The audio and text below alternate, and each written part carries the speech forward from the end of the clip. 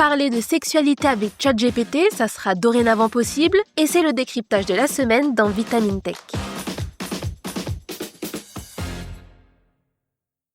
C'est officiel, ChatGPT, l'intelligence artificielle la plus connue au monde, va bientôt pouvoir parler de sexualité plus librement. Sam Altman, le PDG d'OpenAI, vient d'annoncer un assouplissement des règles encadrant l'IA. Et forcément, ça fait déjà polémique. Faut-il craindre un dérapage ou au contraire se réjouir d'un peu plus de maturité dans les discussions ? Et de la censure à la nuance, comment une intelligence artificielle peut-elle apprendre à faire la différence ? Bonjour à toutes et à tous, je suis Adeline Jacqui et aujourd'hui dans Vitamine Tech, on décrypte le tournant que prend ChatGPT. L'annonce est tombée. À partir de ce décembre, ChatGPT pourra tenir des conversations à caractère érotique. Oui, vous avez bien entendu. Mais attention, insiste OpenAI, uniquement qu'avec des adultes. Sam Altman, le patron de l'entreprise, assume complètement ce virage. Sur X, anciennement Twitter, il explique vouloir, je cite, « traiter les utilisateurs adultes comme des adultes ». Concrètement, si vous êtes majeur, vous aurez bientôt le droit de discuter de sexualité, de fantasmes ou d'intimité avec cette intelligence artificielle.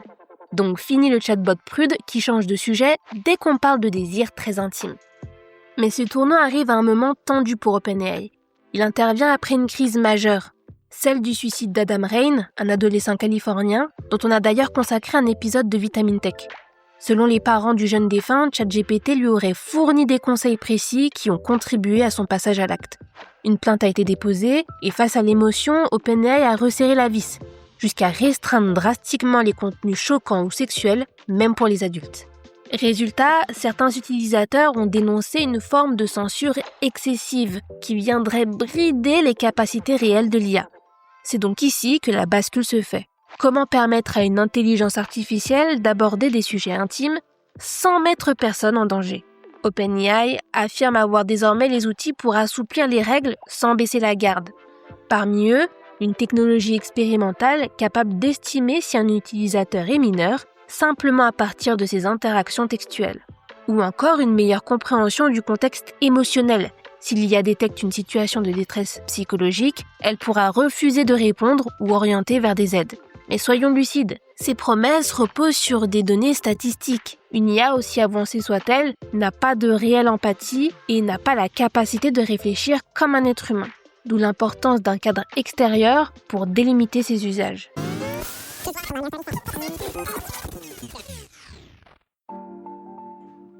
Pendant qu'OpenAI occupait le devant de la scène avec son assistant émotionnel, un autre événement est passé un peu plus discrètement alors qu'il est capital pour la suite.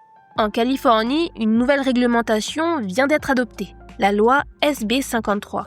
C'est l'un des tout premiers cadres légaux américains spécifiquement pensés pour encadrer les risques liés à l'intelligence artificielle. Ce texte impose 2 obligations majeures aux grandes entreprises du secteur. Premièrement, elles devront publier leur protocole de sécurité. Deuxièmement, elles auront l'obligation de signaler tout incident grave sous 15 jours. Ces mesures visent à éviter les dérives, en particulier avec les IA dites interactives, donc capables de tenir des conversations réalistes, voire intimes. En tout cas, la Californie n'est pas seule à se saisir du sujet. À New York, une loi exige désormais que les compagnons AI, des intelligences artificielles spécialement conçues pour établir une relation émotionnelle, affichent clairement qu'ils ne sont pas humains et intègrent des réponses en cas de détresse psychologique. En Europe, le règlement sur l'IA, entré en vigueur début 2025, interdit déjà certains usages, comme l'exploitation des vulnérabilités des mineurs ou des personnes en situation précaire, quand cela risque de nuire à leur bien-être. Ce qui interdit explicitement les intelligences artificielles à exploiter les vulnérabilités émotionnelles des utilisateurs. Vous l'aurez donc compris, l'enjeu dépasse la simple technologie. Ça touche à l'émotionnel, à l'intime, à la sexualité. Face à ça, une question se pose. Est-ce qu'on peut ou doit confier nos vulnérabilités à des algorithmes, des systèmes conçus pour capter notre attention ? Pour l'instant, les entreprises promettent des garde-fous techniques. Mais ces lois montrent une chose, les pouvoirs publics commencent à prendre les choses en main. Et ça, c'est un signal fort. C'est tout pour cet épisode de Vitamine Tech. Pour ne pas manquer nos futurs épisodes, abonnez-vous dès à présent à ce podcast et si vous le pouvez, laissez-nous une note et un commentaire. Cette semaine, je vous recommande le dernier épisode de Futura Planète, dans lequel Mélissa Lepoureau vous dévoile les prévisions météorologiques de cet hiver. Pour le reste, je vous souhaite tout le meilleur et comme d'habitude, une excellente journée ou une très bonne soirée et restez branchés.